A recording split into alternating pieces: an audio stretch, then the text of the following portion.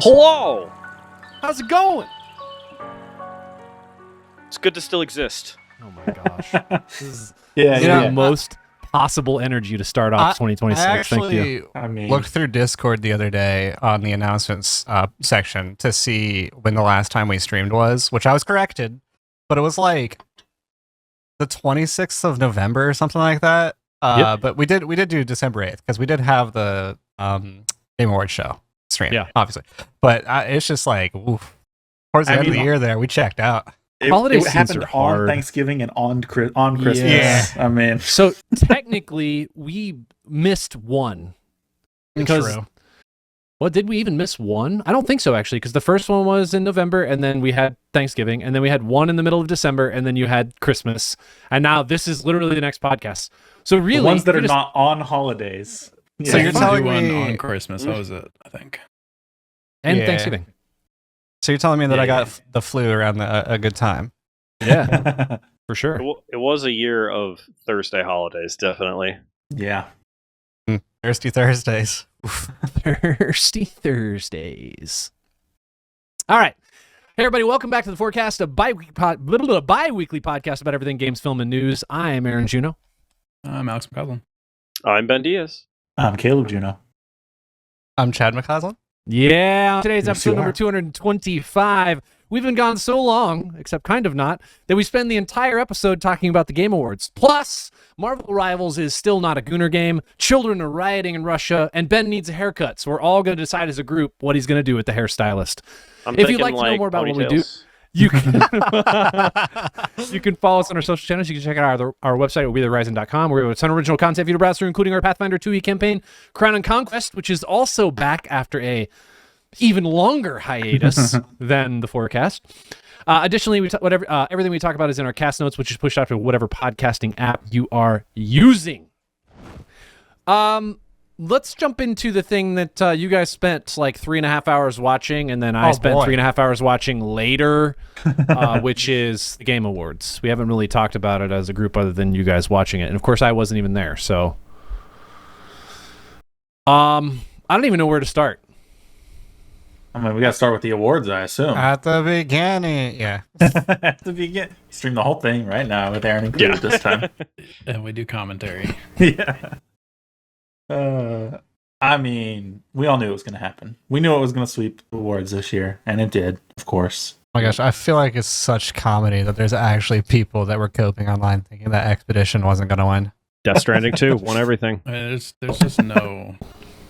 You knew the discourse going into it. There's no way. 'Cause especially with how the awards are given out, with like it being a group of industry people that do like most of the vote, and then I think it's like 10% of it is from people voting on the outside. Definitely going Expedition. Yeah. 33. All right, there's 29 categories. Let's rapid fire this real quick. Best esports team. We don't really know about this, right? But it was Team Vitality. Counter-Strike 2, cool. Do you guys know any of these other ones? Like Energy, Valorant, Genji, League of Legends? No, I don't keep up with this stuff. All right, cool. I don't either. Best esports athlete. I mean, I feel like it has to go to a League of Legends player. I think that's just part of it. You know, Yeah. that Yeah. or It wasn't Faker though. is the Yeah, it problem. wasn't big. yeah, Does true. he still play? Oh yeah. He just won again this year, I think. Wow. Best- So old. Unsurprising. Best esports game. I think I feel like we had I was the only one that said Counter-Strike when this popped up. I think some people thought Valorant maybe. I There's thought Valorant was going to absolutely no way that Or anything League, other I than don't know. Counter-Strike takes this. You don't think so? I don't think so. Yeah. I think Counter-Strike is just so immense. There's just so much with it. I think Counter-Strike 2 takes it just because if you look at these games, Counter-Strike 2 is the quote-unquote newest because it's the newest edition of Counter-Strike. And so that's why it takes it. And not necessarily because it's like the better game. Or I do know that a lot of people are very upset with Valorant in their updates as of late. And so Counter-Strike is just more of the clean version when it comes to... I mean, they're both the same game. One just has like abilities. One has grenades that are basically abilities. So like... Dota 2, I don't think it would win it just because, I mean, it usually doesn't in this category. League of Legends, I think it used to be more prevalent because more people watched it because the prize pool was bigger, but it's just not what it used to be. Yeah. So Yeah, the internationals used to carry it, but Yeah. Okay, so moving on to content creator of the year, which Moist Critical wins this. I'm always surprised when somebody who's been a content creator for a long time wins this over somebody who exploded this year. I actually thought Peanut was going to win this. Yeah, I thought so too. I thought for sure. I knew like Kai wasn't going to win it. I mean, he's huge, but like he's more of like there's like a niche to him. Yeah. I think the reason why Moist Critical wins this is just because of how just relatable he is. Like if you watch any of his videos, he just hops on, talks, and at the end he's like, "All right, bye," and like there's no like intro, there's no outro. It's just talking to a cam, dude. Like that's it. Yeah. Wild. Okay, and then most anticipated game. Yeah, Obviously. we all knew it was going to Obviously, GTA GTA 6. 6. How could it be anything other than GTA 6? I guess The Witcher 4 Witcher is on here, 4. so that's up Yeah. there. Yeah. And Resident Evil. I don't think Resident Evil is this. No, not that Marvel's much hype. Wolverine being up for it is hilarious. I mean, it looks good. It does from look what good. they've shown so far, But but Come on. not anticipated like The Witcher 4 and GTA 6. yeah. This is very fitting because we just got off the adaptations. Best adaptation. Last of Us Season 2. I mean, Until Dawn. You guys think Until Dawn was going to win it? I didn't even know they made a Splinter Cell. Yeah, I haven't so seen it. that's interesting. Minecraft movie, I think, would have been just because of the popularity. Yeah, I mean, it just made a lot of money, right? But Yeah. Devil May Cry is kind of mediocre, so I understand it not winning that. But yeah, the two that I would have said was definitely Last of Us and the Minecraft movie. I think Minecraft movie, I was leaning towards Minecraft movie when they showed this just because of, like I said, how popular Minecraft is in general. And just, it was more of the popularity game rather than like which is actually but good. Right. Best multiplayer. Our creators.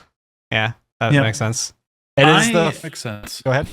I was a little surprised Split Fiction was in this category. It feels Yeah. weird to include it here. It's more like co-op instead of multiplayer. If I, Yeah. There are multiple players. Yeah, I mean, I as guess. a weird, as a very minor side tangent, I don't know if you guys have seen Yahtzee's like best, worst, and blandest video yet for 2025, but he put Split Fiction in his top 5 worst games of the year. It's wild to me. No That's way. crazy. Yeah, He doesn't have a friend. That then, dude I has guess. some weird takes sometimes. it does. Like he put that on there, and I was like, "What?" So I think Arc Raiders is the first game in a long time that has actually kept its concurrent player base and increased over a couple months of it being released. Hmm. So that's pretty cool. Pretty cool stuff. I will say, I think other than Split Fiction, I think all these nominees are good. Even though Yeah. Peak is Yeah. doesn't literally have nearly have the player base, I think they're all good. I think Battlefield 6, I mean, still is not a great Battlefield, but it deserves to be in here because of that's like the type of game people think of when they're thinking about like this type of multiplayer game. Yeah, For sure. They should have rotated Peak out for Call of Duty. You're right. I will Peak note. was massive for a bit. Yeah, It well, I was. know, but Yeah. just not anymore, right? I will Yeah, note I mean- also for the Split Fiction one where somebody said, I can't remember who said it, but somebody said, "Is this multiplayer?" The category does literally say for outstanding online multiplayer gameplay and design, including co-op. Yeah, Mm. just when you think Interesting. multiplayer game, you don't think a 2-player co-op narrative game. yeah, multiplayer is usually like Fortnite. Do you want or- another category for co-op games? Oh, Okay. boy. No, I want it to be in action adventure, and I think it wasn't Yeah. for some reason. No, it is in there also. Okay, that's weird. I think a co-op That's also category could be weird. Cool. All right. So best sports and racing. I mean, I don't really race any, but Nah, none of us Mario really play Kart. racing games. Mario Sure. Kart kind of wins that. I mean, My YouTube advertisements certainly think that Mario Kart World is the best one. I've heard a lot of good things about Rematch. But I guess I mean Mario Kart World. It's a Nintendo thing. Obviously, it's gonna win. I would think that or Sonic, but Yeah. Rematch is like Rocket League, but you're not cars. It's weird. So soccer? yeah. It's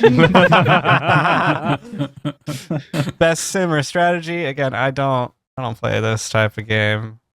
I kind of would have liked to have seen the Alters take this one, even though it's pretty small. Having a Got into remake trouble get early, it is though. weird. They did, yeah. Yeah, That's I think true. I think that really knocked him down a little bit.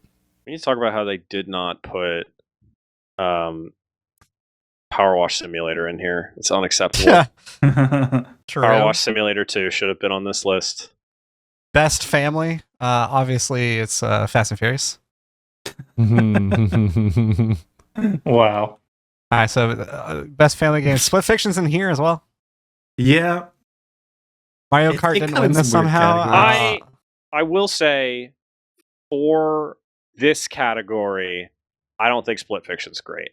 I think Yeah. it's a lot of the. I think a lot of the themes and the like the backstory and stuff, while not like problematically adult, is something that's like it's a lot of it's probably going to go over the head of like children who are playing it.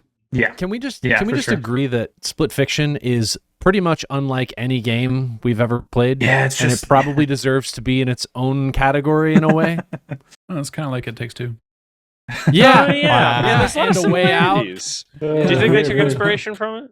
Oh wait, no. Oh I boy. think a hot take on this category is I like things for this like Lego Party and the 2 cart games because you can actually play it with like your whole family. Yeah. You got 2 player Has game. anybody played Donkey Bonanza's Kong just Bonanza? 2-player as well. As far as I'm aware. Okay. What is, you said? Bonanza, Donkey Kong Bonanza.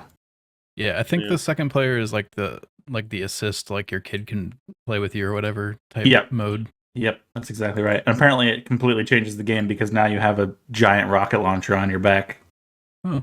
Just destroying the world as you jump around. That's Weird. something. Yeah. It adds that's pretty wild. challenge. You have to play around your child. A lot of Too that, bad. if anybody listens to the Besties podcast, a lot of them have children and they loved playing this with their kids because they just got to blow up the entire world. Or Makes they got sense to why it actually wins like then. play the Okay. game. it's kind of a Dad cool with their idea, kid. actually. Yeah. Too bad Jake's not here for best fighting. Yeah.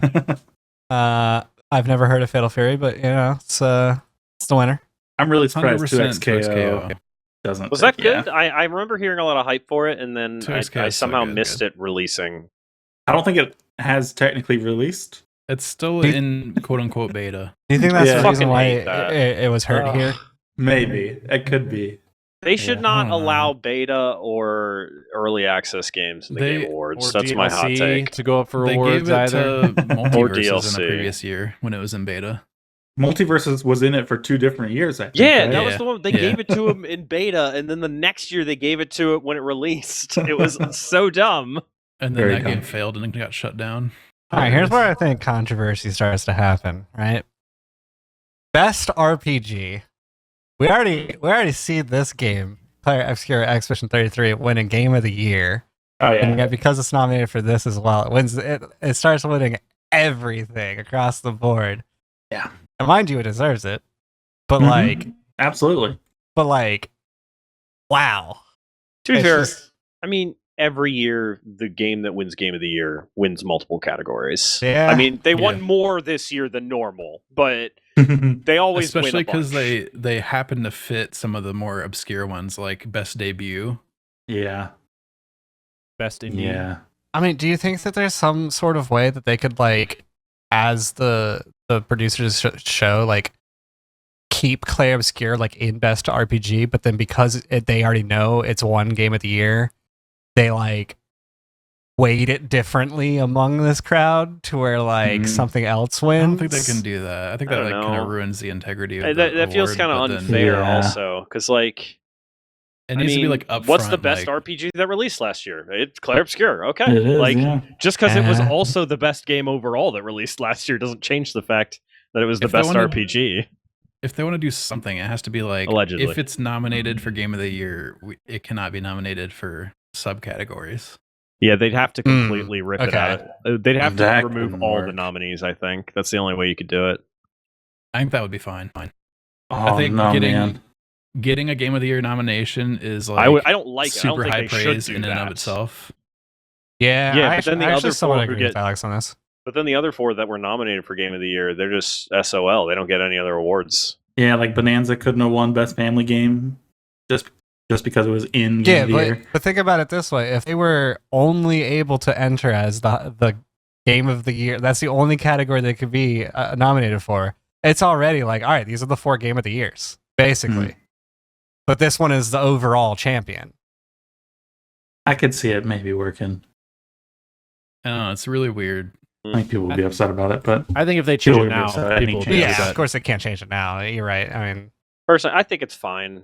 I mean, I think this year was an outlier with how many it won, but I think it's fine for the game of the year to win multiple awards. all right, best action adventure, obviously, going to Silksong. Heck yeah, dude. heck yeah. Deserving. Heck yeah. I do. Has anybody here played the Indiana Jones game? Because I've heard a lot of really good things No. about it, and I've been meaning to check it out. I Yeah, I've played started it. about 15 hours of it. It's pretty wow. cool. It's just, I don't know. It wasn't like spectacular. So I kind of got pulled away to other things. I think I have to play it now that I have a cat named Indy. Yeah. You get Best to, I mean, action. if you like Go ahead. punching people, yeah, dude, that's the game. You just punch everyone. It's great. Best action game, Hades 2. Heck Is yeah. that full? Is that fully Sure. out? Yeah. Okay. Yeah, it is. These 2 And it's categories excellent. seem strategic. Like they put Silksong in one and Hades Yeah. in the other one, so they Yeah. could both get recognized. Yeah. That is weird that they have best action game and then separately best action adventure game. Very weird. It's a Well, really because weird one choice. combines combat with traversal and puzzle solving, and the other one is focused primarily on combat, Ben. Excuse me. I would say Hollow Knight Silksong is primarily based on combat. I know. Also, Ghost of Yotei. Yeah, that seems a little. Unless you consider climbing to Arbitrary. be puzzle solving. If it has a world you can explore, it's an action adventure. Hades doesn't have a world you can explore. You're just railroaded on room to room, you know? Doom the Dark Ages doesn't have a world you can explore. Battlefield 6 doesn't have a world you can explore. Doom the Dark Ages is mission Maps are based. pretty big. You I just- suppose. It's not open world, is what you're saying. Essentially. Yeah, I guess. Yeah. I guess that's what I'm saying. Split fiction? An action adventure? I mean, that is made of puzzles. It is made of puzzles. That one I get. If we're using puzzles to define The difference. lines blur. Oh yeah, the lines Here's are blurry, definitely. Here's the thing. The what goes in the categories, they have no standards for. Yeah. It's It all is just just- nominations. It is just nominations. You can nominate anything you That's want for funny. any category. Yeah. That's And if Weird. it gets enough votes, it goes in. So you're telling me I could do Expedition 33 Best of VR AR? You could. Like it's not the general public, so you can't just screw with it. yeah. Sure. is Guys. their- But what if I got the general public to screw with it? Guys, we need to get Expedition 33 nominated as best esports team of the year. Yeah. dude. You could do that, I guess, That'd if be you so worked in the funny. industry and got enough people to do it. Speaking I'm of Best pretty of sure VR they'd be like, AR, excuse me? No. This Yeah. doesn't no. You think they step in at that point? Like, Yes. I I think know they we would. said. Best VR AR, I don't think any of us play these games, but No. the Midnight Walk apparently goated. It Cool. looks really cool. I mean, I meant to check it out, but I haven't yet. Got a really unique art style. I got a cool VR headset that's been hanging in the same spot for the last 6 years. Oh my gosh. Best mobile game. I'm surprised that Destiny Rising actually didn't win this. Just because how much praise Destiny Rising was getting over Destiny. Now, mind you, I'm like in the niche like Yeah. fandom In of the Destiny. community. Yeah. And so I'm seeing the entire community like be like, why can't Bungie do this and this and this and like, Right. NetEase is doing this. Yeah, so this Pretty Derby horse game. Somehow it broke into like mainstream and like normal streamers were all And- playing it. Yeah, I I'm wonder kind of if it's surprised it because of wasn't the Wuthering anime. Waves. Wuthering Waves would have been my vote for this one, based on popularity at least. True. Right. Why is it Werthering? What? Isn't that how they pronounce it? Don't they say Werthering? I I think so. I think it's I think Who's it's Wuthering? they? It's what? It's how, say it. Say Withering? it out loud. Wuthering? Wuthering. Wuthering. Wuthering. Wuthering. I still There's don't no like it. R. I feel like I can Wuthering? hear an R in there. Wuthering. Wuthering. Wuthering. Wuthering. We Are the Just checking. Ring. Yeah, so Mm-hmm. See? Mamasume I guess apparently got so popular it got an anime adaptation. So I guess it makes sense that it won this I think it was category. mostly like ironic that people were playing it because it's racing horse girls and it's That's gambling. too funny. Crazy for it to beat Destiny Rising if it's Ironic. mainly ironic. Yeah. Ooh, And all right. Waves. Best debut indie game. Yeah, here's where I start to have a real problem with this show. That's fair. Claire Obscure! Yeah, it really probably shouldn't be in this category. Yeah, I mean, it is technically this developer's indie game, but it's made up of people from other developers that have left.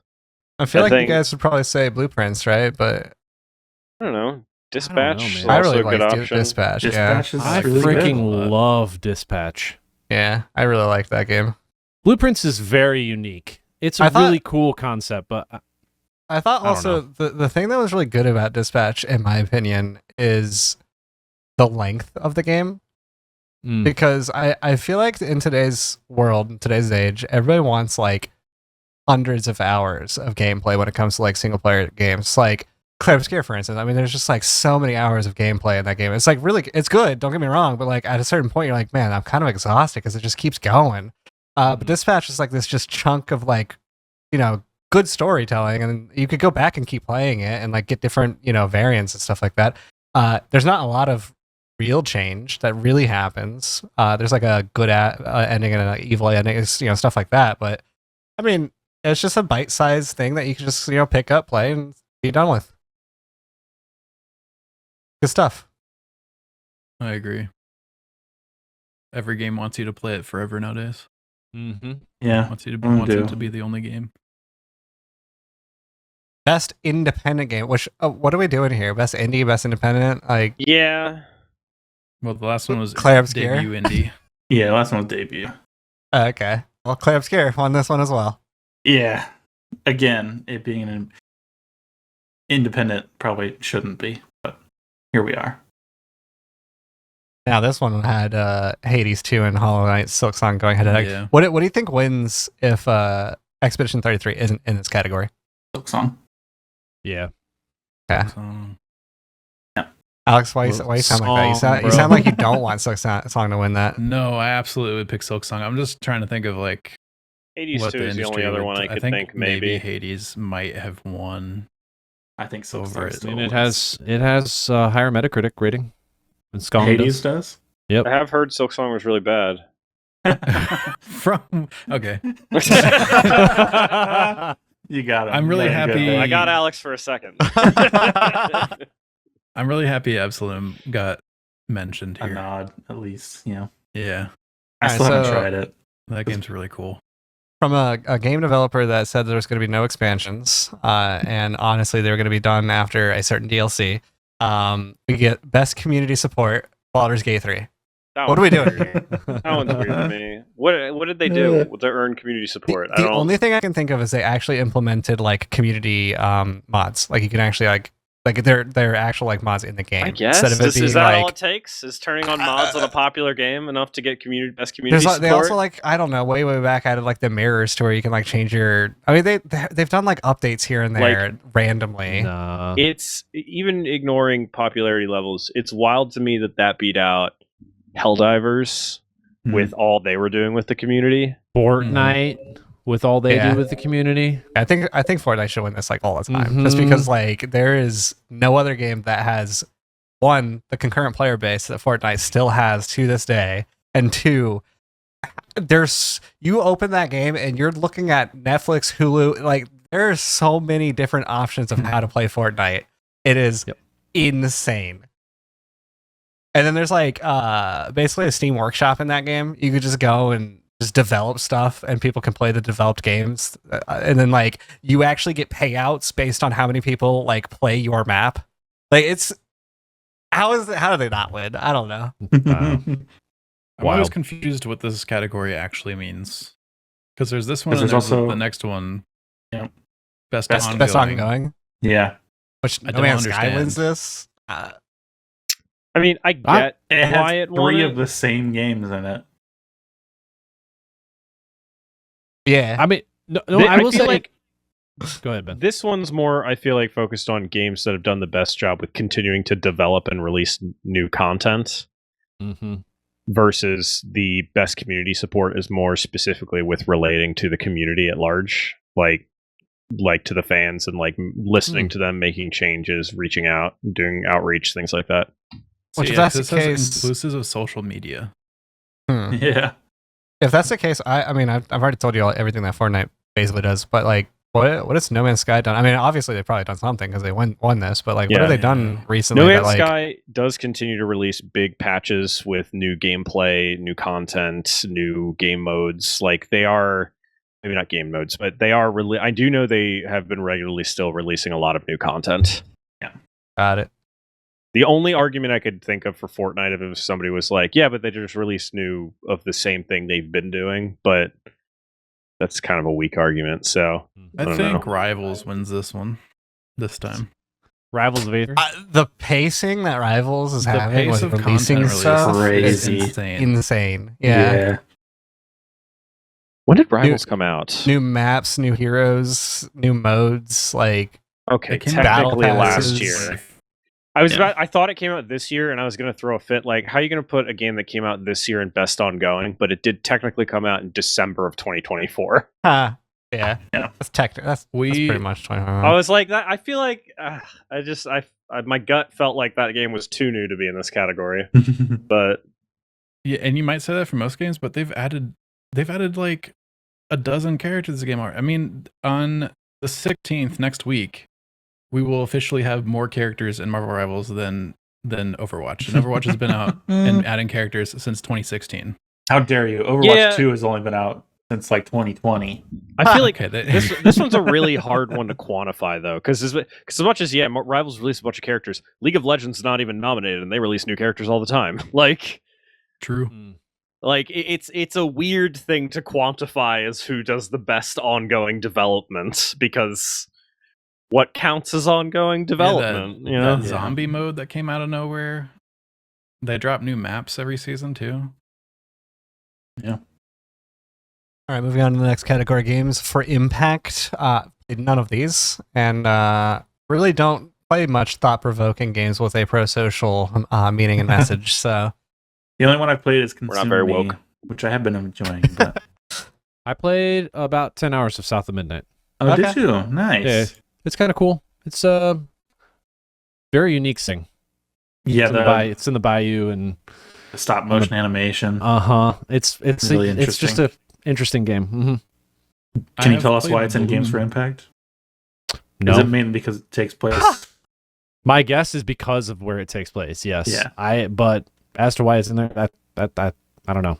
Is it in there? It takes place south of midnight instead of north of it. Yes, correct. Most Mhm. games do take Good place point. north of midnight. That's true. I didn't think about that.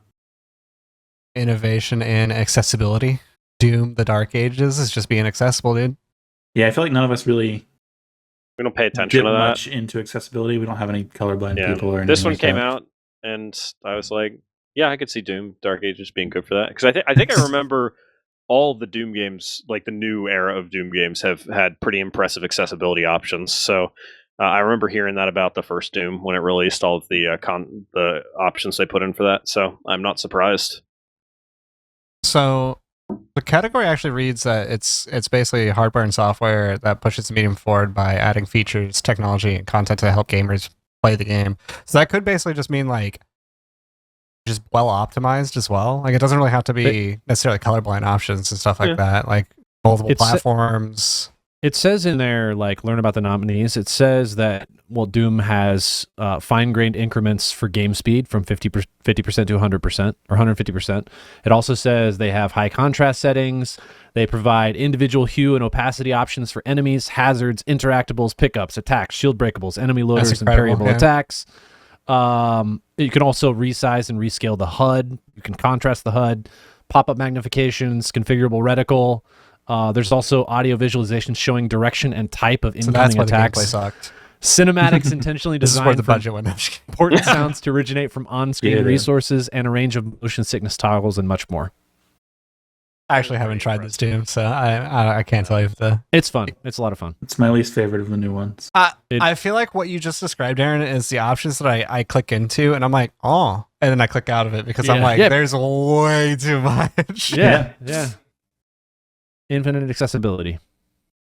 Oh man, best performance. Yeah, I mean, 3 Claire Obscure nominations in this one category. I mean, Jennifer English is just built diff when it comes to voice acting, man. I love her in everything she's in.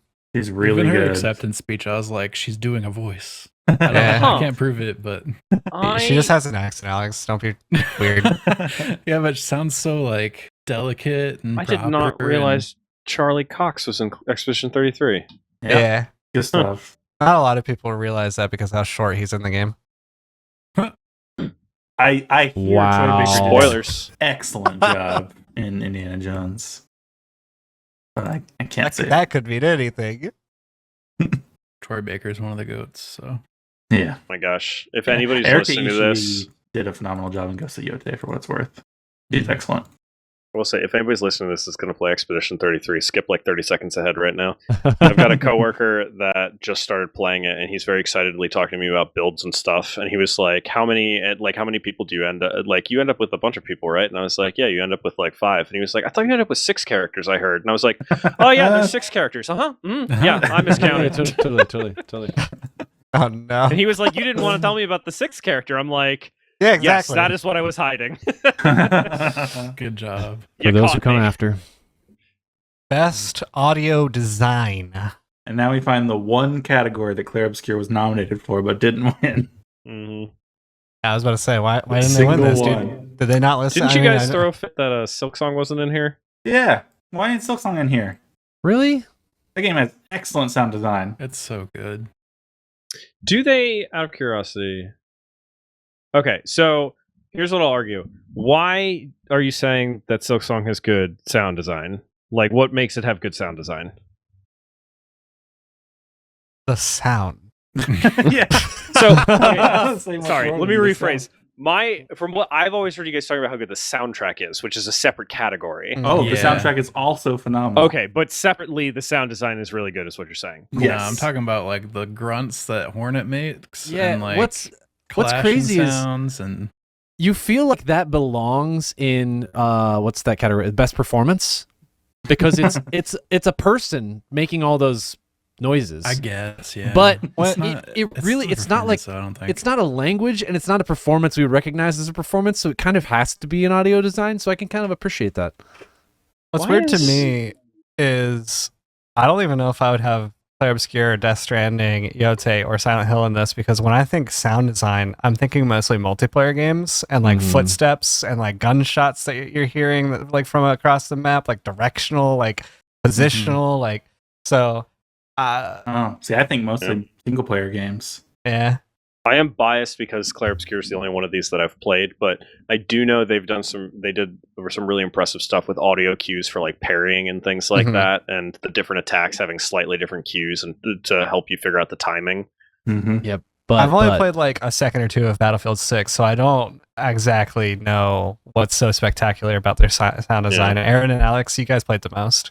they got good explosions. positional audio is Explosions. insane in that game. Yeah, okay. Positional is it insane. Gunfire. Maybe Footsteps. I haven't played a lot of first-person shooters recently, but I feel like positional audio got introduced like 15 years ago, and I don't know if it's made like significant improvements. Dude, I'm telling Still you, I positional. suck at paying attention in multiplayer games when people are sneaking around. For some reason, Battlefield 6, I am always aware of what's going on in my surroundings. What? And Yeah. the there's like a different like mode you can turn on for the gunfire that makes it like hyper realistic.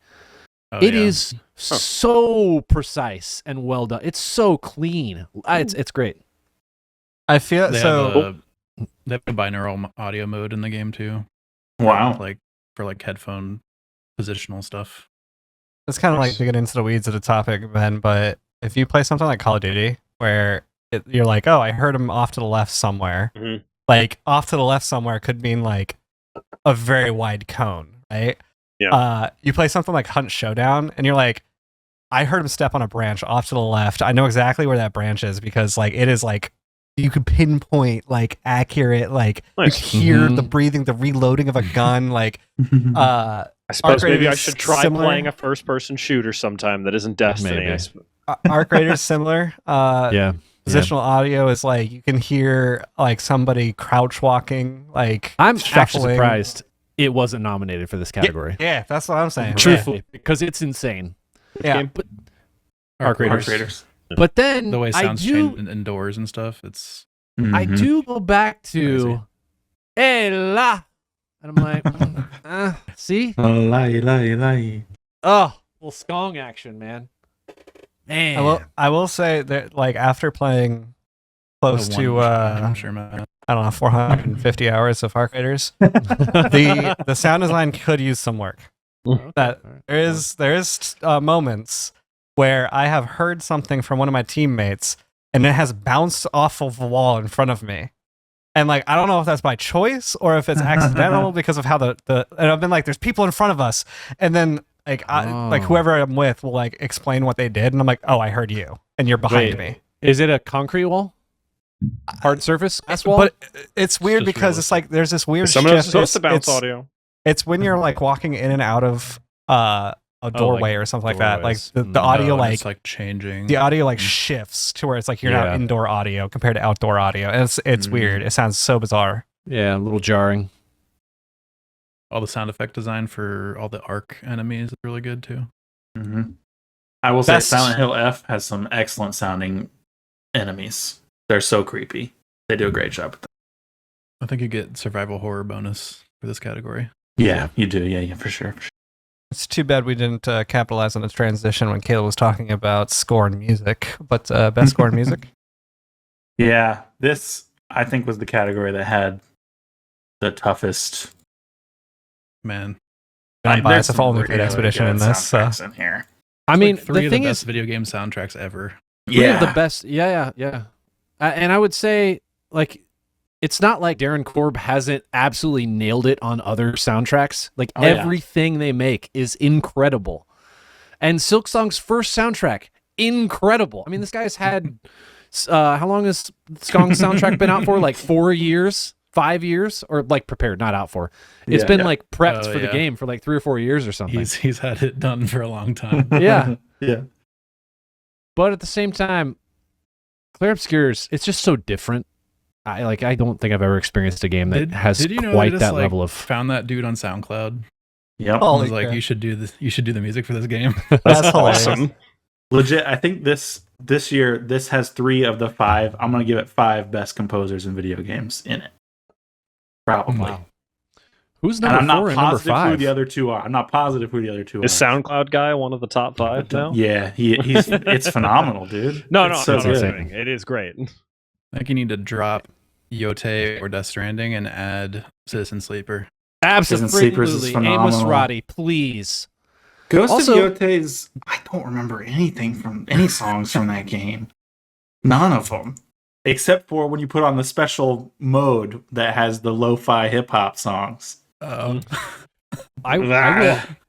will also note Amos Roddy did Ball Pit. That's him. So if you guys Really? played that at all, that soundtrack is good too. Man, what are we just like the same games in the next 5 categories? Is that what's happening? Pretty much. About to be, yeah. Best art direction. We got Clair Obscure. Let's go. Take it away. Yeah. Probably does deserve it. It's got 82 some has some. really cool design work. I actually was watching a video. Well, I started this video before I got deep into Expedition, and I was like, well, I should pause this. But it was like a video of like my wife playing video games. And she's like, she's not a gamer. And the one Thanks, Alex. part of the series was Expedition 33, and so I started watching through. I've gotten way further into the game, so I picked it back up the other night and I started watching it again. It got to the first like ocean area, like ocean area, like where you look like you're underwater, You and look like yeah. supposedly this is like the first time that his wife had ever said like anything about graphics, and she was like, "This is so pretty, like this is so That good." is, Like yeah. her brain had like a meltdown. She couldn't think of any other words, but just like so pretty because like it's just so cool looking. Like Especially because that's one of the first like zones in the game, and then Yeah. you walk in and you're just like, what the fuck? Like, Mhm. it's such a good early, like, you are in weird magic world. Like, it is insane here. I feel like this game does so much with so little too that like when I view this game, I'm not thinking like this is a super high fidelity game. They do a lot with, to me, what appears to be like Gaussian blurs and like fog and kind of edge of map where it's just obscured slightly. And I think that thank you. Yeah. I think that really adds to the world you're playing in, and I think that's what makes the game so beautiful. It doesn't necessarily mean that it's like technically an incredibly well-designed game from a graphics standpoint. But this is not graphics, this is art direction. Which I think is perfect for this game. Especially considering like the story of what's actually going on. I think it fits perfectly. Yeah, wild, right? Yeah, best narrative. Obscure. Honestly, yeah, probably should. Yeah, I mean, unrelated. What's the next category? It's best narrative. Yeah. Oh, hey, there's a different game in here. True. There is. I haven't made it all the way through Silent Hill, but actually, that also in both. Well, you guys, if you've forgotten this, KCD2 is the 7th most influential game of all time. Hadn't it not come out when that? It had been out for 3 months, 2 months, 2 months. Okay, something like that. What a oh gosh, what a list. Okay. All right, moving on to best game direction, Clair Obscur Expedition 33. Sure. Yeah, game direction feels like it's just a combo of the previous few. Yeah. Yeah. Yeah, which if it won the previous few, then it should win this, right? Yeah. And then if it won the previous few in that, then of course it should win Game of the Year. Heck yeah. I mean, absolutely deserving. Yeah. It's interesting to see Kingdom Come Deliverance 2 in the Game of the Year category when the only other category it's in is narrative. No, it was in another one too. Was it? I don't think so. I thought I saw it. Give me a second. I'm scrolling back through. Or I'm insane and I just have no I memory. think you're insane. Best RPG. Yeah. RPG. Okay. I knew I saw it somewhere else. There you go. Not insane. For that reason. And I thought there was a page that actually showed like everything that was announced at the Game Awards, like all the new games coming out. Yeah, I don't think I'm somewhere, unfortunately. It's only a few important things, which is like Divinity got announced. Yep. Yeah. With such a dark cutscene. Pumped. Or trailer, I guess. Here we go. I found a spreadsheet. It's the Star Wars. Star Wars Yes. looks Like so Fate of the Old cool. Republic. I have never played KOTOR. I am So I don't- really mad though. Did you see when that's coming out? No, when? 2035. I think it is 2030. Yeah, Yeah. estimated release date 2030. Oh man. Fate of the Old Republic. So People- 2032 that just got looks that cool. estimated release date just got announced like a couple days ago, and people were pissed. People were like, "Why did you announce it this early?" I mean, don't you remember when 10 years to make nowadays? Don't you remember when they announced Cyberpunk 2077? It was like that 30-second trailer of the girl getting shot with a bullet and it shatters. Oh yeah. And then it was another like 12 years before that game came out or something. Pretty sure that trailer came out before The Witcher 3 came out. I think that's right. Incredible. So I don't know why they were talking about it. Incredible. I mean, Elder Scrolls 6 trailer came out in like 2018 or some crap. But hear me out.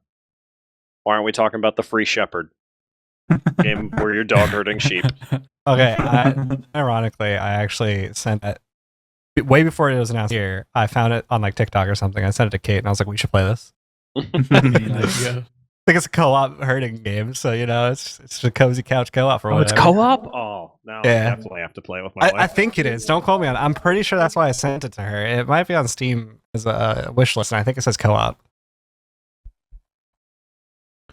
We saw Control Resident, the next Control game.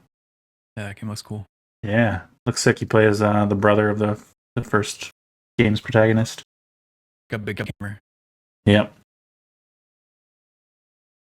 And I'm not gonna lie, I was pretty intrigued by Bradley the Badger. I don't know about you guys. It does look entertaining. Yeah. 3D platformer where you jump through all of these different game worlds, Cyberpunk, Bloodborne, etc., etc. Yeah, it looked kind of cool. I was Exodus looks interesting. Oh, sorry. No, you're good. I was just gonna say I was very excited for Ontos, Soma successor. It feels like it's also got a little bit of like Bioshocky vibe to me. I don't know. I'm pumped. I loved Soma. I thought it was great. Soma was phenomenal. Who's set for the Tomb Raiders? The 2 Tomb Raiders they announced back to back. Yeah, Why not, one of them dude? was just a actual remake, I think. Mm-hmm. And then the other one's like an actual like new story or whatever. And I think they did she looks different, but I think they did a good job with, kind of the hyper realistic look that they're going for. Because like you start getting closer and closer to like actual human looks, and sometimes characters look weird. Yeah. Triangle boobs, man. Got to go back to OG Laura Croft. Yeah. We got some good look at the Returnal spiritual successor. Yeah, Saros. Man, that game looks like too much. Returnal. I never played Returnal because it looked like too much. It's not. You should play it. It's very, very good. Okay. Bullet hell, right? Isn't that what they are? Yep. The third-person shooter, bullet hell. Weird. Yep. It is weird. It's a weird choice, but it works. It's good. Roguelike too. Yep. I know I'm jumping to like the end of the show with this comment, but Titanfall Apex Legends creators were announced, and then we're like, oh my god, Titanfall 3 is gonna happen. And it's this game called Highguard, which apparently there's so many people hating on it right now. It's not even out yet, but like people are like, they saw the first like clip of the first guy with his haircut, and they're like, oh, this is Concord. Like, and then they found out there's like some devs that like from Concord that like came over here to like work on this, and oh my god, I'm hoping it's not like just a straight up dead on arrival game. Like, that'd be sad, but yeah, man, it is not. It is looking pretty grim. Also, we haven't heard much, and it's supposed to come out this month, and there's like nothing. Really? Yeah, and there's like nothing. It's up to 26th. Yeah, this one is the weirdest announcement to me, and I think the only reason it's the end because it was coming out in January. But you would think if they were going to put something as like the pinnacle of announcements, it would have been Divinity after putting that freaking thing in the desert. Yeah, you would think that it would be Divinity, because when you put it at the end like that, and you announce that it's a Titanfall / Apex Legends like devs, and it's not necessarily like the devs that like are currently working on it, but like it's a new studio, right, from devs who did work on those titles. The way that it was phrased, it was like, oh my god, we are getting Titanfall 3. This is nuts. It's the bookend. Like, let's go. Oh, what is this Highguard thing? That's weird. Spiritual successor coming up. Never mind. But hear me out. You know what make you feel better? Oh boy. A new pod racing game. Oh my gosh. Actually. Like Star Wars Galactic Racer. I'm pumped for that. That did look cool. I do think putting Highguard at the end is a serious mistake from the devs, like allowing that to happen. Yeah. Because it just makes the discourse around the title super negative. Also, do you think you pay for your slots? Like, how much money do you think they paid to be the end for this to be? Man, I'm sure Jeff Keighley has a say of like. Oh, he has to. I mean, it's his thing. No, There's I want the hype way. thing to be there, but also the way he talked about it was like, I mean, maybe it's really good because he says he's played it and he is excited, but. Yeah, well, let's hope God it's not a Concord. The way he talked about it, he set it up for failure because he was like, yes, in complete secrecy, they've been making the X Titanfall devs. And then it's this thing that has nothing to do with that. You know what's funny is I saw a tweet about that where it's like, if it was in complete secrecy and it didn't get leaked, that's because nobody cared. Like, who cares that a new IP we've never heard of is being done in complete secrecy like that? Why are we keeping it a secret? Yeah. So weird. Very. Some cool games to look forward to, though. I do not think it's gonna at all match up to what 2025 turned out to be, because it was a wild freaking year. Wild Phenomenal year. for video games, at least. Any other Game Awards comments before we jump out of here? I think this year it's going to be GTA 6 comes out, and then that wins everything. Yeah. I hope not. Dude, they're going to have to like invent new categories that it can win so they can win more awards than obscure. If we're lucky, they'll push it back again by another year. Possible. I would not be surprised. Let's talk about one more thing in news world, and that is the children protesting in Russia. Oh, yeah. So apparently, Russia, the horrible country that it is finally pushed its citizenry too far because it has banned Roblox. This is what broke Hill's back. Roblox. Putin's ousted from power over Roblox. Apparently, the Kremlin has said that they have received 63,000 complaint letters from people about Roblox being banned in Russia. That's all Russian bots.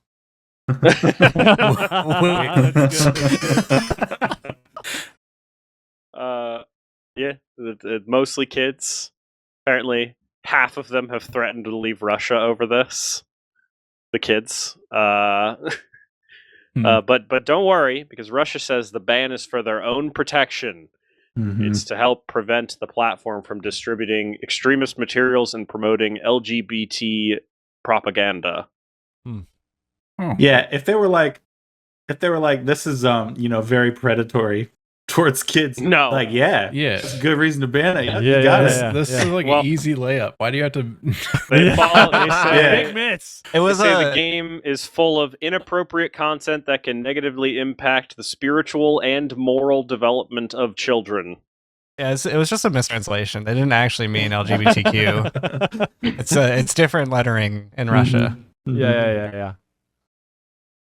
Oh man. Yeah, and then more specific and worrying is that they claim that kids playing Roblox may be sexually harassed, tricked into intimate photos, or even be coerced into committing depraved acts and violence. Which isn't that all those the are good internet though? reasons. That's But yeah. any internet connected thing. Yeah, I was gonna say that is pretty much correct. Which actually, don't tell them that, because if they'll use that as ammo and be like, "Oh, you guys don't have internet." Period. By the way, did you guys know that Roblox has 85.3 million daily active users, and they estimate that half of the player base, the monthly player base includes half of all American children under the age of 16. I was about to say, you can't say they're running bots anymore. Yeah. Wow. That is horrifying, Crazy. given how terrible my that nieces game play the is. game. Man. I agree. This was a layup. They missed it. It's just It was so easy to give like a good Robux, man. Robux. Yeah. Predatory For a lot of weird. there's like 8 different excuses you could give to ban the game for the Robux system. No, it's like because weird gambling stuff. it's because it's promoting gay pretty people. bad. Mm-hmm. Russia. Let's move on to two things in film.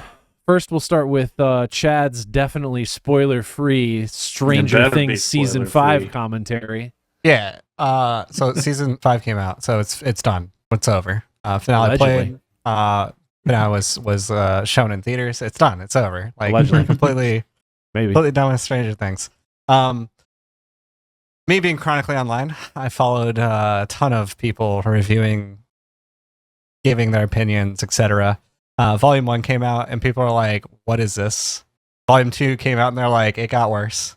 And then Volume 3, quote unquote Volume 3, which is the finale, it came out, and people were like, "Oh my gosh, look at all these plot holes. Look at all these different scenes that showed this, and this, and look at this and how it points this direction, and this thing that's in the background here, and they're faking us out. This isn't actually the finale." When we went to the theaters, we didn't actually buy a movie ticket. We bought a food voucher, because everybody who bought a ticket got a $20 food voucher. So they're obviously trying to, skirt around a lawsuit there and say that, no, you bought us a food voucher. You didn't actually buy the finale. That mixed with, if you look on Jimmy Fallon, this person went on there and said this and looked at the camera this way. And then this person said, tomorrow it begins. And in this interview, and, this, there's totally going to be a 9th episode. And there's been a comment, a ton of comments that kind of stick with me, which is people are basically saying that, like, how does it feel to be a Duffin brother right now that apparently they wrote such a horrendous season 5. It was so bad that their entire fandom started being like, no, this can't. They're better than this. They're just faking us out. They're about to go down in history as the best writers ever, and they're gonna have us episode 9, and it's gonna juke us all. And this isn't the end. This is we're still seeing more of the story. There's no way. There's too many plot holes. There's the only spoiler I will say is there's one scene that somebody says, "I don't believe in coincidences." And boom, that's, I think, sparked everything. And they started going back to the first season. They started going to the second. They were pulling at so many different threads, so many incredible stuff. The episode was supposed to come out yesterday around 8, and it did not. Supposed to, based on just people were assuming. Yeah. Oh yeah. 100%. Okay. People, obviously there's trolls and stuff that started capitalizing on it, and they made websites that looked super official, and it was countdown timers, and there was Netflix UK that said something along the lines of new episodes every Thursday at X date or something like that, X time, while Netflix US said all episodes streaming now, but they were oh no, they're faking us out. And then if you took the letters that were in Stranger Things, whatchamacallit? No, it was Netflix bio or whatever. It said, "I believe," and they were if you take that, it's 1-7. So obviously, if you take the letters, I is 1, believe is 7, you get January 7th. That's when the next episode is going to come out. And then you look at, it's wild. I fell down this route. Now, mind you, I didn't think the episode was coming out, but I was watching this, and I was seeing people unravel different things. Now, honestly, these what is it, conspiracy theories and stuff like that, and thought processes and just all of this stuff that they were going through, really cool stuff. They pointed out really cool stuff, but unfortunately, none of it was capitalized on. So. This sounds like Taylor Swift fans trying to figure out when Reputation TV is coming out. True. Or, well, no, not quite. I was gonna say something, and then my brain just lost it entirely. So I'm just gonna keep talking until my brain remembers it. It'll never happen. Sleep Token. There we go. It'd be Sleep Token fans trying to figure out when the second half of the album is coming out. Is there actually a second half, or is this no, there's going to be a second half? Oh yeah, that's exactly what it was. People drop dates, numerology, looking at the numbers, the way people voted, the multiple websites. It was the whole thing. So the one thing I miss saying is all of these narratives was under the umbrella of something called Conformity Gate. So that's what they came up with. That's if you were somebody who believed January 7th, episode 9 was dropping, you were part of Conformity Gate. After you guys finish watching and catching up and you finish the finale, if you want to go explore any of what happened, you just look up Conformity Gate, and you can see all of this stuff. So. Okay. All right. Excited for that day. Yeah. Good stuff. Also, Alex, apparently you watched Now You See Me, Now You Don't, which is the dumbest title. I was so happy they did it. I'm so happy they named it that. Why didn't they just name it Now You Don't? That'd be nice. There's a second movie, though. This is the third one. What was the second movie named? I was going to say, what's the second movie called? Now You See Me 2? Ouch. So I am upset I'm about less that. happy. They weren't willing to do it on the second movie, unfortunately. Honestly, they just need to go back and rename it. Just rename it. You Might Still See Me. Yeah, this movie's not good, by the way. Oh, No way. I was I'm excited wrong. for it. What? Very surprised. I like the first two. I don't know what it is about this one. Does that This have is Morgan like Freeman the in it? Woody Harrelson one, right? Yeah. Okay. Does it have Morgan Freeman in this one? Yeah. The writing is just how is it very bad, like the writing's so cringe. Isn't the second one with Daniel Radcliffe, or is this the third one here that has it? Second one. He wasn't in the third one, so Okay. yeah. Like all the dialogue is not how any person ever speaks to each other, and every plot point that is figured out is like so dramatic. Like it'll be like they're standing in the room and they're like, somebody will say something and then somebody else will be like, wait, what did you just say? That's about X person from magic history. And if we know what he did, then we'll know that we're connecting these two dots. And it's like very over the top like that the entire time. And it was kind of annoying. That's gross. Yeah. I can't believe you put yourself through that. You knew it was going to be bad. I didn't think it would be that bad. I mean, it's like they got a couple funny moments in there. Woody Harrelson's pretty fun, funny dude. No, I Sometimes liked you just the have to first do a one. watch. It's true. The first one was good. I like the see first the one, second not the one. one. Like, I It's forget- fun that they brought literally everybody together, plus added extra new characters. So the cast is just this huge ensemble. And they're all magicians doing clearly not realistic magic. It's like, this is obviously CG. Like, there's no way you could actually do this. What if they make this a new Fat franchise? And they just keep making these movies, and then they start yeah. like solving Naming them. heists and going to space. Yeah. I mean, that's basically what these movies are. Is they're like magicians, but somehow they get wrapped up in like crazy heists and stuff. Yeah. Yeah. Wild. Is it this one or is it two? Where that scene where they're getting like patted down by security and going through metal detectors, and they're making Throwing a the single card Oh, yeah. fly around the room. Yeah, that's one two, or- right? It's I think one or That's two. two. I think it's two. That's like the only scene in two that makes that movie memorable. Yeah. I haven't seen it. That's the only thing I know about it is that scene and how dumb it is. What do you mean? What about when they like jump off the roof and turn into birds? Yeah, so cool. So very, very cool. Like the concept of this one is that the horsemen, quote unquote, that's what they're referred to as a group, is split up and gone, like set their separate ways. And then they actually kind of make a joke about, like, we're magicians. Like, why are we being like super spies or whatever, you know? Like, Yeah. when they come back together, like, we stopped doing that because it was like, wait a second, why are we like this? Breaking Wow. the fourth wall a little bit. That's Yeah. cool. That's kind of like in Fast and Furious when he like stands in the tower and he's being shot at by all the bullets and he Roman. realizes he got. Wow. He's wait. like, do you understand? We're magic. We're magic. Guys, you know what time it is? Bipple. Oh, Ripple?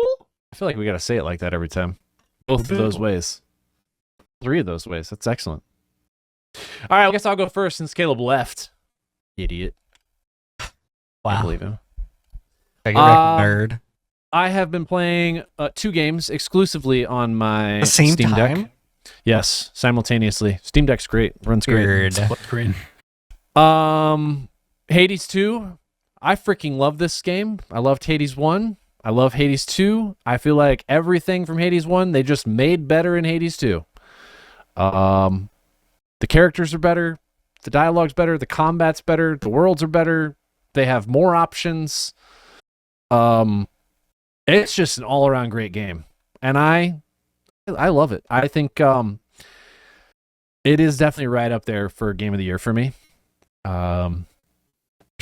Man, this whole game, like, there's so much spoilery stuff in it, so I'm not going to talk too much in depth, but I get really annoyed. I was telling Alex this just the other day.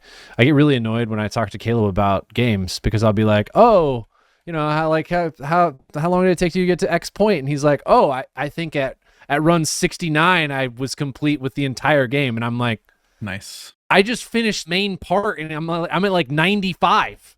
I haven't even started the epilogue. Yeah, but here's the thing: is Caleb gets less game that way. You get True. more. That is true. Yeah. More game. Ooh. Yeah. Really, Caleb's wasting money. That's true.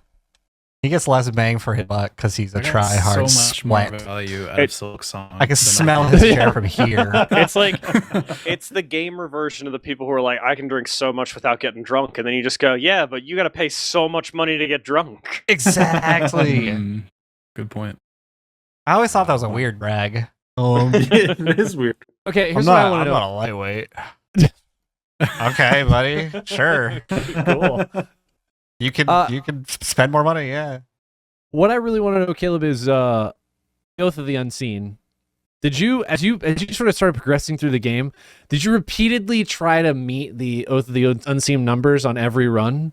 Or were Every you just single like, round. I hate you even more? I thought for sure you were going to be like, no, I wanted to complete the story, so I just ran through it normal. And then in the epilogue, I was like, oh, I'm going to keep ramping it up to meet those. No, I hate you. You're dead to me. I did all of them free weapon. Absolutely dead to me, dude. I don't even know what that is yet. One thing I'm going to just say It's in the difficulty Hades, thing at the end of the game that you get in Yeah. Hades 1. Same thing, basically. one thing that I think Hades 2 does better than maybe most other roguelikes is that it so much encourages you to play differently every time. There's so many different incentives for doing different I heard builds, the different runs are all the weapons, same. different.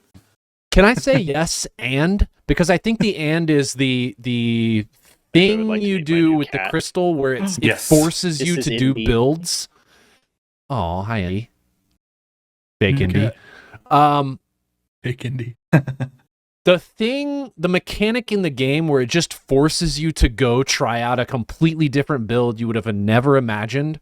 Yep. And you go do it and you realize in some cases how ridiculously powerful it can be, and in other cases how weak it can be depending on the tier of difficulty you're trying to do that specific mission on. It's just so unique because I just, like, for me, one of the weapons, I'm like, I'm not interested in that weapon, and I was not going to play with it. And then at one point, I was like, all right, I'm going to go try some of these. And I tried one, and I fell in love with it. And it's awesome, and it's so much fun to play with. And it just, Which the game- weapon? Now I'm curious. the skull. Okay. Love I just had no interest when I saw it. I'm like, I don't want to throw skulls around and charge. No, it's stupid. But there are some abilities that I think make that almost the strongest weapon in the game. So, I don't know. Almost. All that to say, the torches are I- obviously the strongest. the what? The torches. The torches are broken. They're Stupid. busted, man. They're so broken. Anyway, all that to say, I think Hades 2 deserves a lot of praise. They just absolutely nailed it. The soundtrack, of course, Darren Korb just every single time Amazing. delivers. The art's so good. Art's great. Just the story in general, and even the amount of content they want you coming back for in this game. In the epilogue, I read that most people's experience with this game is that approximately 2/3 of the game is to finish, and then 1/3 is the epilogue. It's how much you have left of the game to just complete out all of the extra content you haven't touched, which is like maxing out weapons, finishing the Oath of the Unseen stuff, doing all the crystal, and then of course finishing like the epilogue story.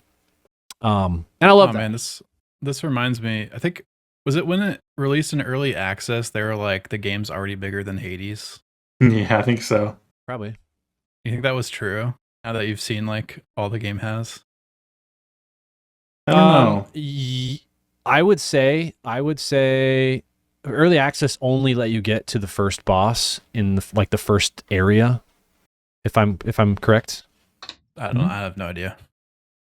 So I don't think it could be bigger than Hades, because Hades still had more stuff. But I can see how they would say, because of the size of the areas in this game, sure, it can maybe encompass more space than what Hades 1 did. But I don't think it's quite that big.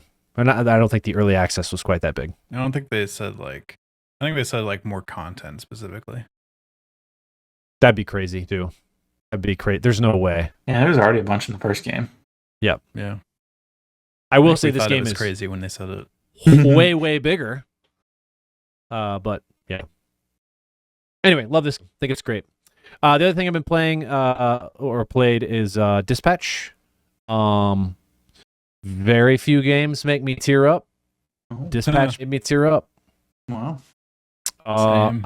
I think there is one scene in this, and I was just like, I was on a plane. I was like, I'm just gonna cover my face right now. What am I You were doing? on a plane? No way. Yeah, dude. I think they got cheap testosterone pills at Costco that you guys could pick up. I Oh my need gosh. some, man. Got him. No, I'm just kidding.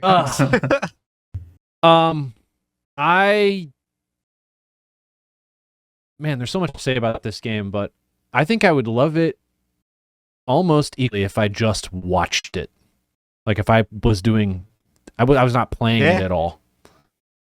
And yet somehow I love the interactivity of this game. I love the choices you have to make. I think the minigame is fun. It's not like really complex, but it's still kind of cool.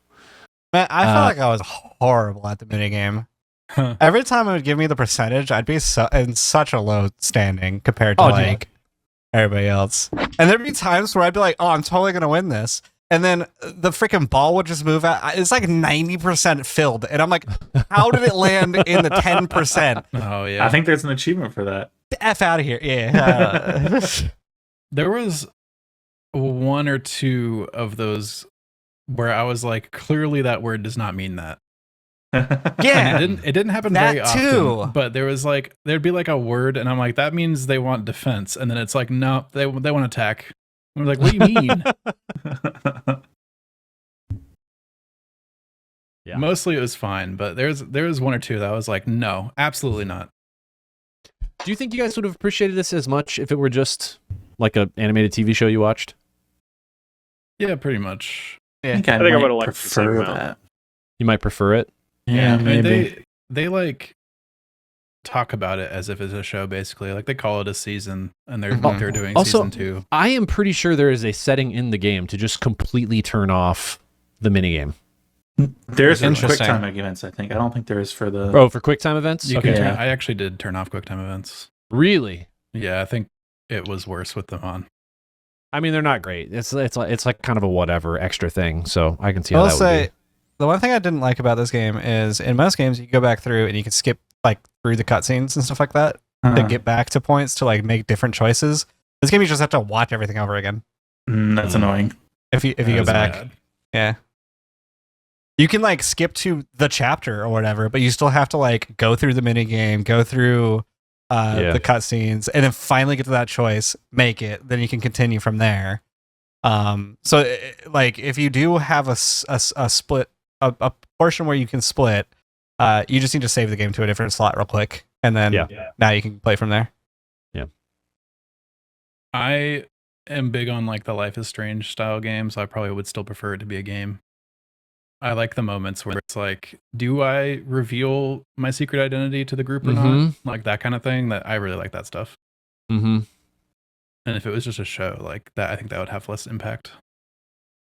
I don't understand how this game show thing, whatever you really want to call it, so much depth.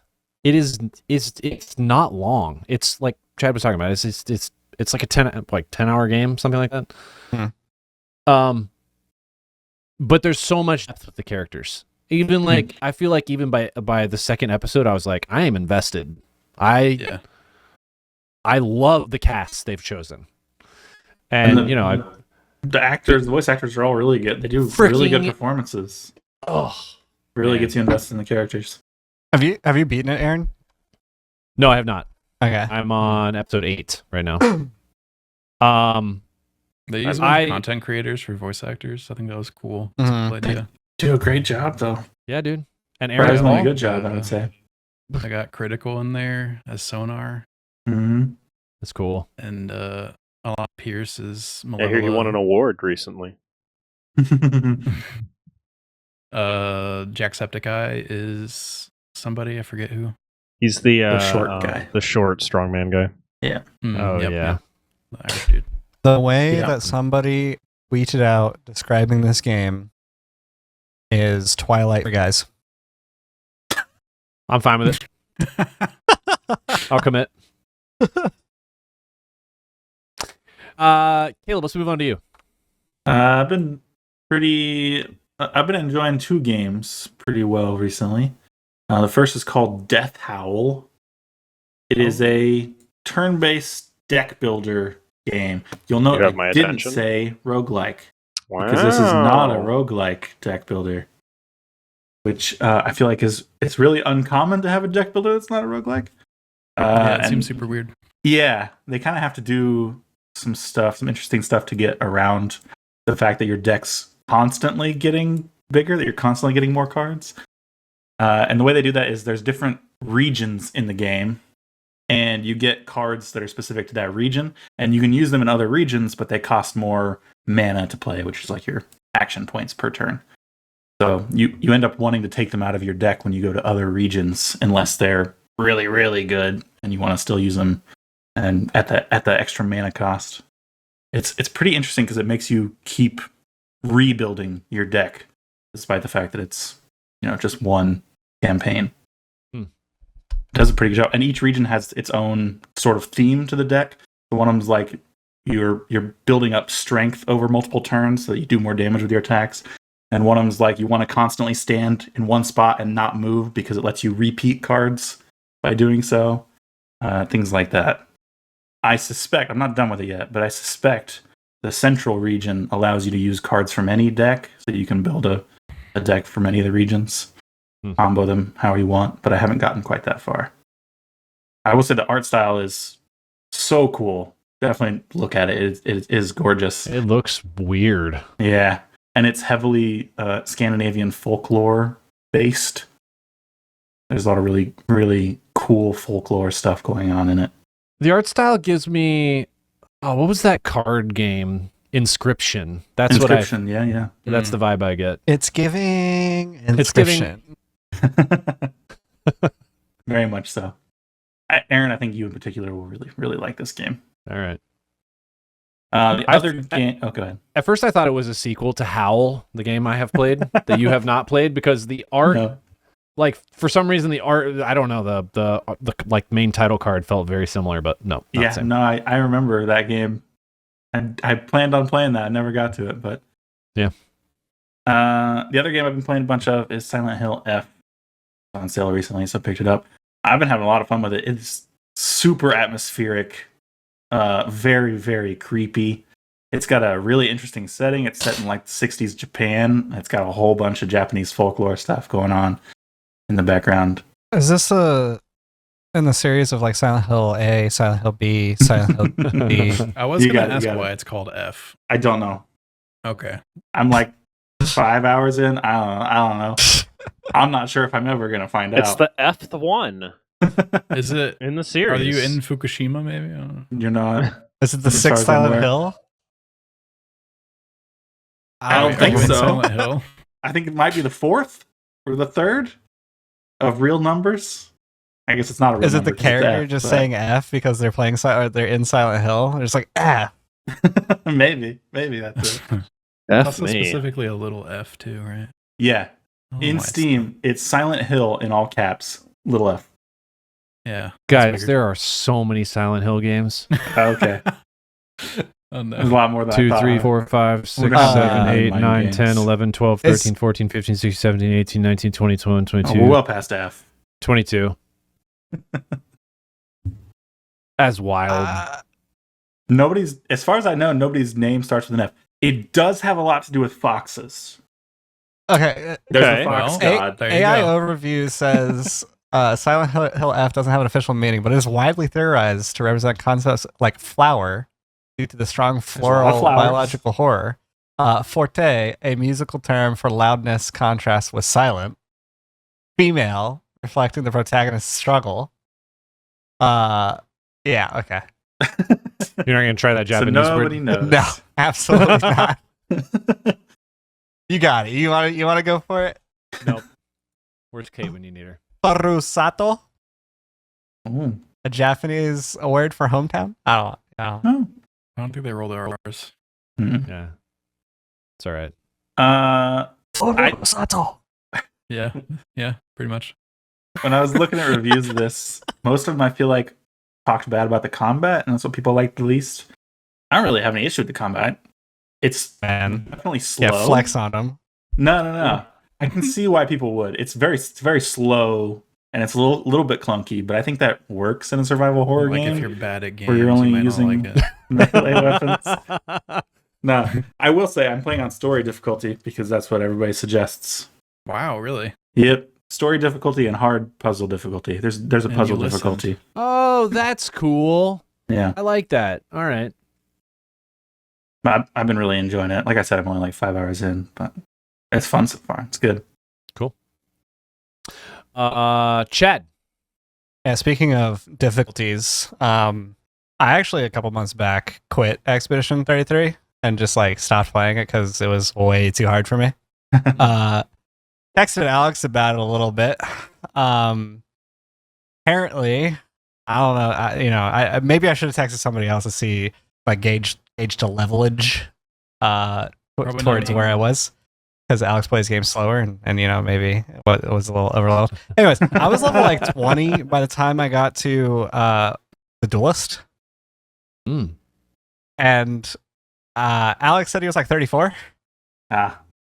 So my whole issue with the character that I was fighting was I did like 0 damage to him, and I had to perfect parry and dodge literally everything because I was playing on expert difficulty.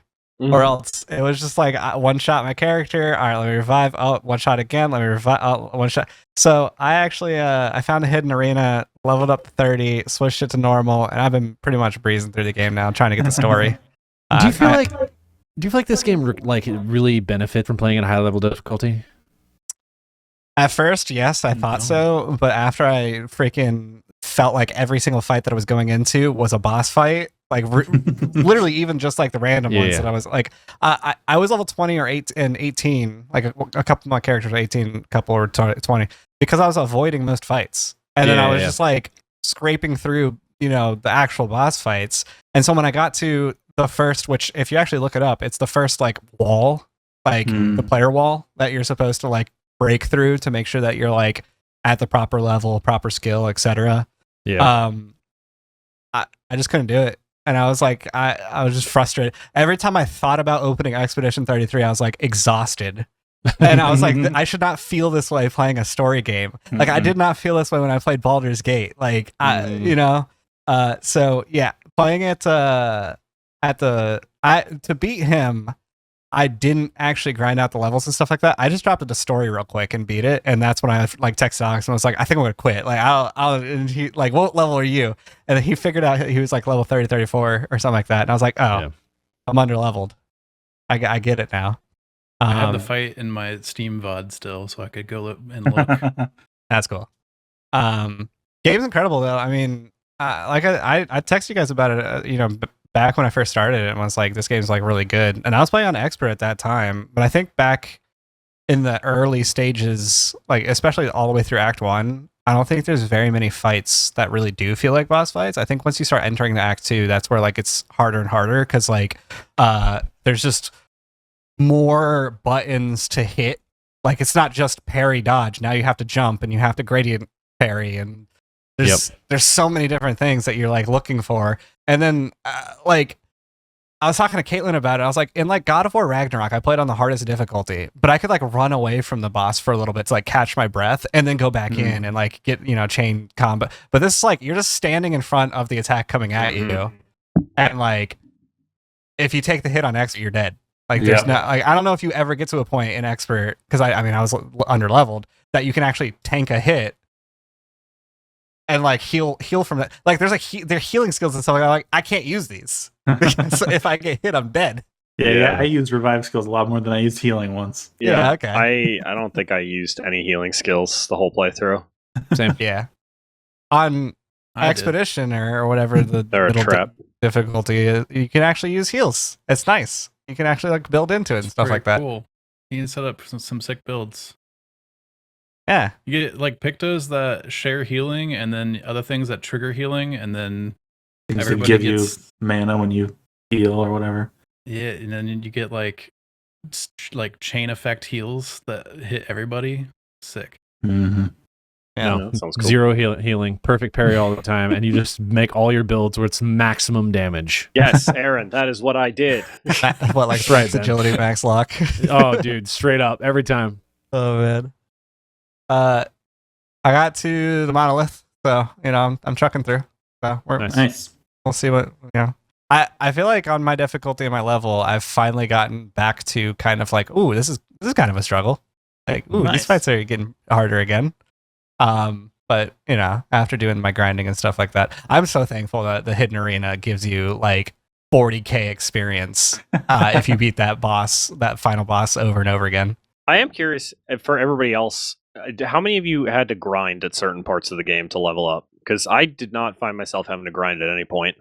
The only grinding I ever didn't. did was in New Game Plus when I wanted to reach level 99 for the achievement. That's Mhm. exactly what I didn't do it in New Game Plus. I did it in just the end of the regular Yeah. game. But yeah, I just I was grinding that random merchant guy.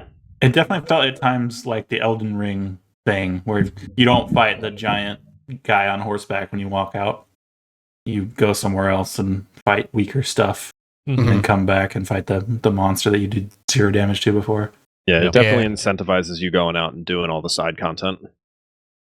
Yeah, I will say if you played it the way I was, where you were literally like baiting monsters towards you and running behind them towards the narrow path, yeah, you're gonna be underleveled. But if you Yeah. actually fight, you probably will be on level. I I pretty s- much just mainlined it, and I was fine the whole time. Yeah, were you working on expedition or difficulty, right? Yeah. Well, Yeah, I okay. played all of Act 1 on Expert. Oh, And okay. I didn't decided play. it was no longer fun. I didn't play any of it on expert. I played the whole thing on expeditioner. Yeah. Good I was call. avoiding a lot of the fights too until I realized that pretty much every time you fight one of those enemies for the first time, it drops a Pictos or a weapon or something. Mhm. The first time you fight, and then I was like, well, now I got to fight everything at least once for my completionist self. Yeah. Good stuff. Other game that I honestly have been playing more of than Expedition is Arc Raiders. Never heard of it. I went through the wipe. I'm back to level 75 max level. Oh my gosh. Already? Yeah. I mean, they give you a 5% XP buff, so Yeah, come on, guys. 5%. You got there 5% faster than you did the first 415 time. hours played, only 415 Chad. hours. I mean, I could tell if I launched a game, I could tell you what, like how many hours topside, because like obviously I haven't played 415 hours True. of that game. A lot of menuing. A lot of menuing. Yeah, there's a lot of issues with that game right now. First of all, it's been kind of confirmed that aggression-based matchmaking is a thing. Which at first, hearing that, you're like, oh, cool. Like if I don't shoot, I'll be able to do my quests and in my solo lobbies, I won't get shot at and I can loot. It's like, okay, but then after you've done all the quests, like, what are you gonna do? Like, also, like, it kind of doesn't have a dynamic feel anymore because that, like, oh, shot that guy. Next lobby I'm in, I'm gonna have to shoot. Okay, I'm in aggressive lobbies now, so everybody's going to be shooting at me. Interesting. And obviously, Duo's tree it's pretty much like tribalism, and you're gonna be shooting anyways. Duos is actually the most somewhat dynamic, where like you could have fights, and you could, if you calm, like people could like leave you alone, but it depends on where you are on the aggression-based matchmaking at that moment. One of the major issues of the game has right now is people figured out trigger nades are absolutely just the most broken things in the game. Period.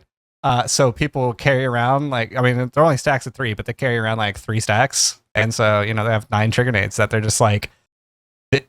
The thing is, it does 90 damage and a radius of like 75, and they trigger so fast. Like as they're flying through the air, you can trigger them. So it's like they just throw them into a room, trigger it, and you're dead. And if you were already fighting a team and you were somewhat low, one trigger nade, you're dead. But you just you hear them popping off and off and off and off and off. And so yeah, they need a nerf. And Embark has actually come out and said that they're going to nerf it. Embark has been on vacation. They're a small studio, so they basically all were on vacation, and like none of them were communicating with us, and people were getting kind of pissed off about that. And other people were like, "Yo, guys, can they just launched this game like they've been working. The cadence of content has actually been pretty good. Like, give them a break. Yeah. They'll come back next year. Like, just go outside and touch some grass or something. Like, please. Which is like, I've just been putting up with it because I'm like, yeah, they're gonna fix this stuff. It's like whatever. Another thing is the kettle, which is supposed to be like one of the worst guns in the game, is the best gun in the game because you just can fire it as fast as you click, and so most people have macros or a really fast finger, and it just destroys. So they're nerfing that, and the Stitcher. I actually just found out today. If you read the text, it says something about low fire rate and like does moderate damage and is like slightly hard to control. That thing fires so fast. Like, I don't think it's supposed to fire that fast, and I think that's the issue with it. Like, the Bobcat, I think, is supposed to be the one that fires fast, while the Stitcher is kind of just like a nice kind of cadence fire. So they're nerfing the Stitcher as well. Not really heard anything about more maps or anything like that, or like what other content they're really adding, but honestly, right now it's a really fun game to jump on and run Stella Montez and just get in the PvP fights. I feel like you play any other maps currently, the flares go off and the whole lobby runs to it. That's another issue that I have with the trios is I feel like there's an issue with one, free kits, but then also two, the amount of player density that is on the map, and then the way that like the backfilling happens. So for instance, I actually have a clip. I sent it to some friends. I launched into a duos game with a buddy of mine. I heard the train going off, as in like somebody was trying to leave. I was able to run over to them, kill them, loot them, and leave. And the whole clip is 2 minutes. 2 minutes to get pink gear off of some other. And it's like, I was a free kit. So like, not only am I a free kit, so I had nothing to lose. I stole somebody else's gear that was looting for the first 15 minutes of the match, and I spawned in, heard the tram, got over there, and killed him, and got out in 2 minutes. So now I just got free loot for 2 minutes. I think there's just there's way too many. Like, every single time I'm in a fight, I'm like tracking 2 players, like in duos. I'm like, is this trios? Like, where'd the third guy come from? There's a fourth guy. Where's that? There's a 6th guy. Like, there's so many people clustering together because obviously like the PvE element of the game has already, like, people have done it and it's over. And so unless they add like more incentive for PvE and like more quests and stuff like that, it's always just going to be clusters of people fighting each other. But after you kill a team, immediately a new team is added into the match, and a new team is constantly added into a match until the 17-minute mark.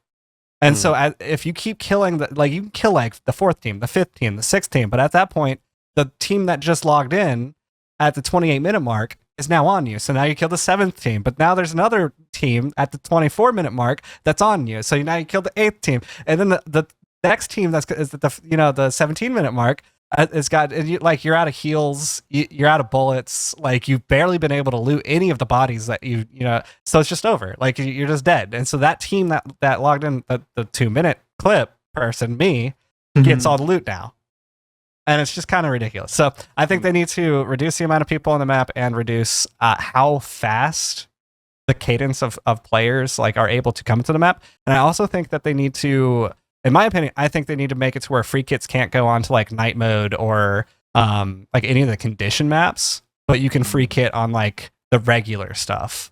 And Stella Montez, I think, should be you need X amount of money in order to even get in there. Like, your kit needs to be like 40K or 50K to even get in there, because the amount of free kits that you get in there, it's like, why even bother bringing in a kit? Because you're going to lose like 50 to 80K, or even just your heals, which is like, it hurts you so bad because like you're always low on heals. And you just use up those heals to kill free kits. And that was all that was in there. Sure, you can like run around the map and pick up like some loot and get some money that way. But at that point, it's like, I was in here for the PvP. I wanted their weapons, and all I got was, a Stitcher 1 and a Kettle 1 and a Barrel 1 and like a bandage. Yeah. So, a couple things that I think is just kind of wrong with the game right now, but it is an incredible game. It is so well done, honestly. Like, the AI of the enemies, and like sometimes there's moments where like oh, we just picked a really bad fight. There's a leaper and a rocketeer here. Like it's a lot of fun. It's it's definitely different from your battle royale style stuff. So it's good stuff. I'm looking forward to seeing what they do with the future of this game. They have a 10-year plan, guys. Do they really? Oh gosh, That's what they said. That's ambitious. Yeah. All right. goodness. Alex. Yeah. I picked up a game in the Steam sale that I've been really wanting to try for a long time. It's called Shinobi Art of Vengeance. It is a side-scrolling action platformer. It's got really fluid combat. It's almost got like a character action style combat, but it's like 2-button. It's light heavy. But then like you get more combos later on, so you'll want to string them together in certain order to do certain things. It's got like a kunai and a dodge, and it gets like more complex over time. But what's cool about this is it's almost like a Metroidvania hybrid with like a traditional level-based game, because it does have levels. You select a location and you load into the level, and then within that level you explore almost like if you took like a Silksong biome and made that a level. That would be like the level where you explore it. There's like secret areas. There's areas you can only get to with certain power-ups, and you'll get power-ups throughout the game. And sometimes they're applicable to the level you're in, but also you'll be like, oh yeah, there was a spot in a mission 2 missions ago where I could have used this to get into that area, and I didn't know how to get there at the time. So you can go back to the previous missions and get into those areas, and they'll have more upgrades. And the upgrades are all like persistent.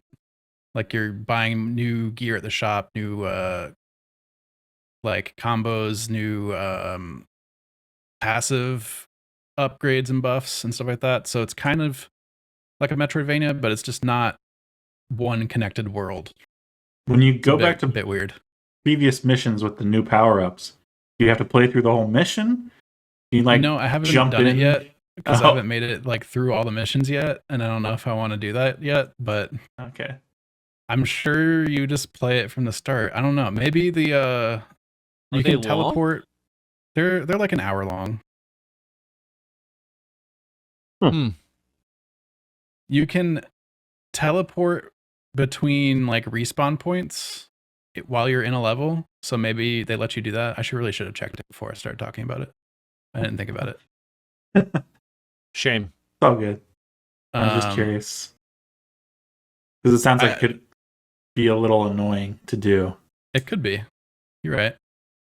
I don't know if it's one of those games that I'm going to feel compelled to go back and get everything. Right now, I'm just kind of enjoying the kind of corny story and like the animation and voice work. Like ProZD's in this game doing some voice stuff. Nice. The main character has a voice, but all he ever says is, that's it.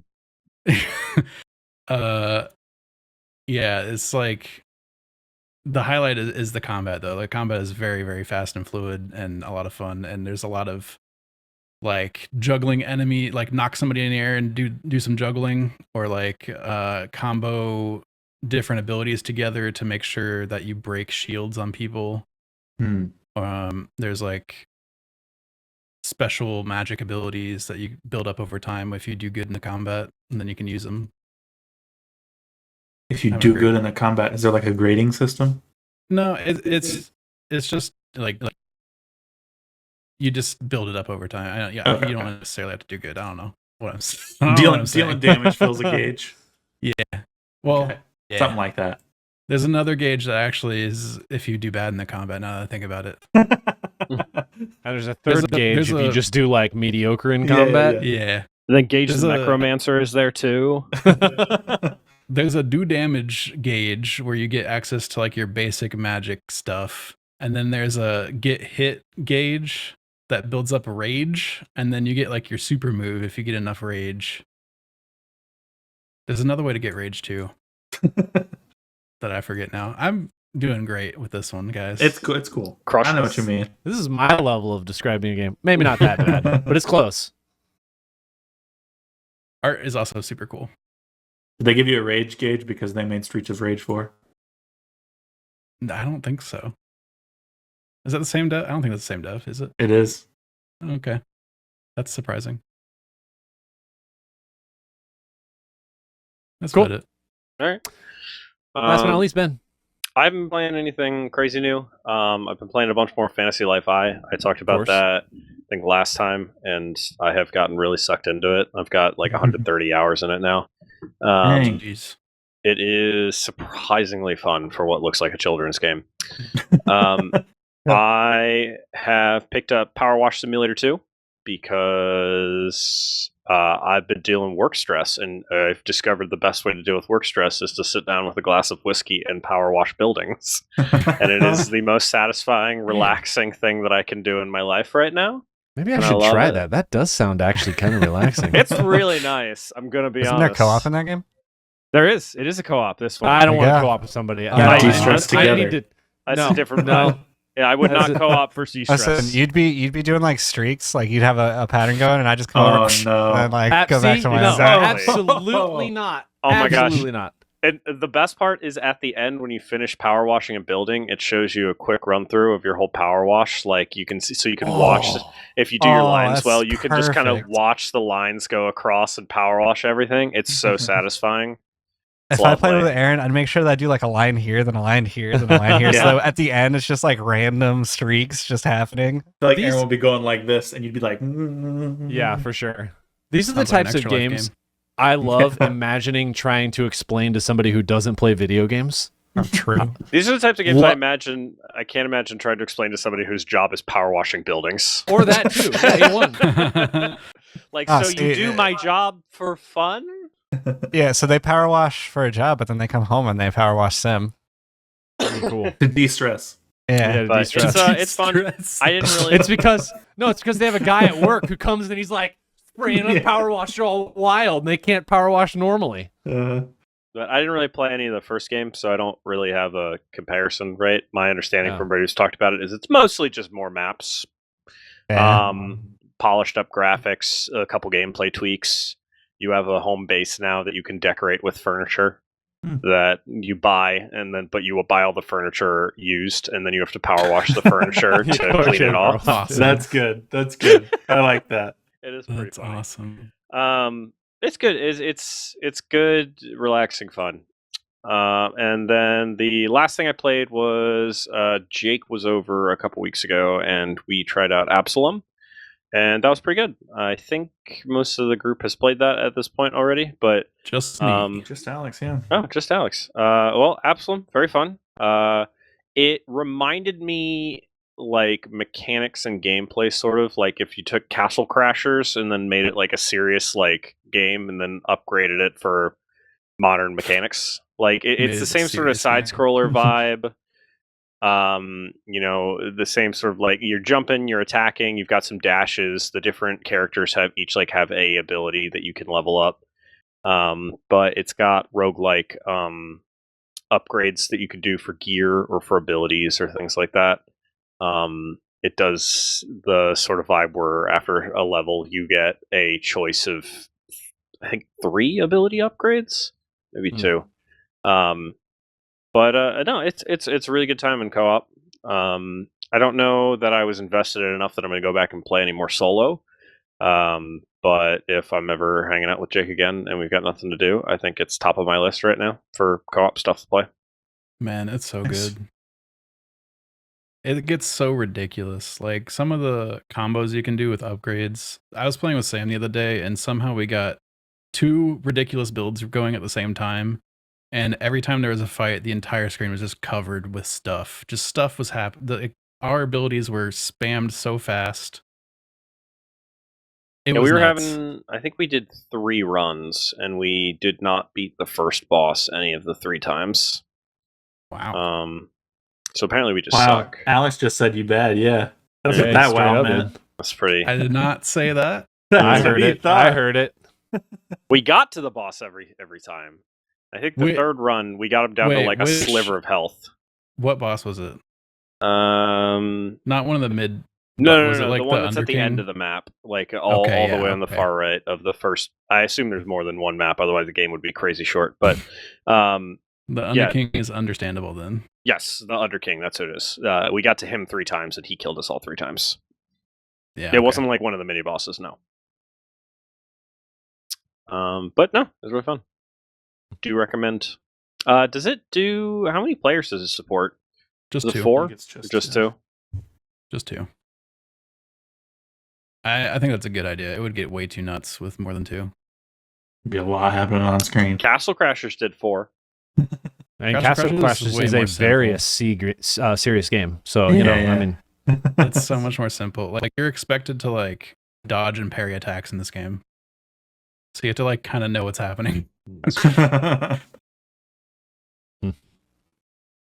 cool. Well, I think that's it. We will be back in 2 weeks with our Game of the Year edition podcast. Yeah, I think that's all we got. Anybody got anything else? Wrap us up. Predictions on what will win Game of the Year.